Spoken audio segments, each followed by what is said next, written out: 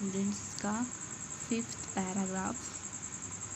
While I was wondering about it all, M. Hamel mounted his chair and, in the same grave and gentle tone with which he had used to me, said, "My children, this is the last lesson I shall give you.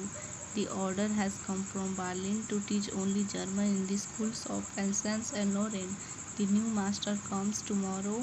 This is your last lesson, last French lesson. I want you to be very attentive." What a thunderclap these words were to me! Oh, the riches! That was what they had put up at the town hall. My last French lesson! Why, I hardly knew how to write. I should never learn any more. I must stop there. Then, oh, how sorry I was for not learning my lessons, for seeking birds' eggs, or going sliding on the shore.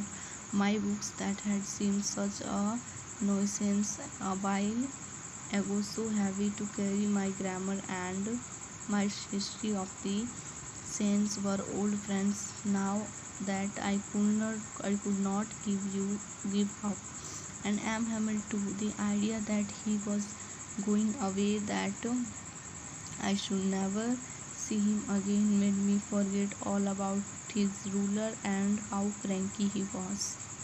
अब देखते हैं students इसका हिंदी अनुवाद। जबकि मैं इस सब पर विचार कर ही रहा था, एम हैमल अपनी कुर्सी पर बैठ गए और उसी गंभीर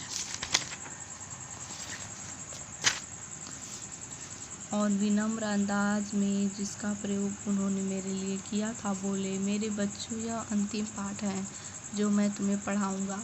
अल्सास और लॉरेन के स्कूलों में केवल जर्मन पढ़ाए जाने का आदेश बर्लिन से आ गया है। नए अध्यापक कल आ जाएंगे। यह आपका फ्रेंच भाषा का अंतिम पाठ है। मैं चाहता हूँ आप बहुत एकाग्र रहें।" ये शब्द मेरे लिए बिजली की कड़कड़ाहट की तरह थे। हाय अभागे लोग! सभागार पर उन्होंने यही लगा दिया था। फ्रेंच भाषा का मेरा अंतिम पाठ! अरे, मैं मुश्किल से ही लिखना जान पाया था।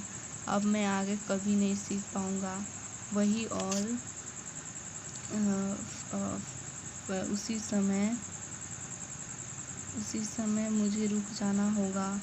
हाय, मैं अपने पाठ याद ना करके पक्षियों के अंडे ढूंढने और सार पर फिसलने पर कितना दुखी हो रहा था। मेरी पुस्तकें जो थोड़ी देर पहले ले जाने से भारी और बड़ी समस्या लग रही थी, मेरी व्याकरण और संतों का इतिहास अब पुराने मित्र जैसी लग रही थी, जिन्हें मैं त्याग नहीं सकता था। और एम हैमल के बारे में भी इस विचार ने कि वे जा रहे थे कि मैं अब उनसे फिर कभी नहीं मिल सकूंगा।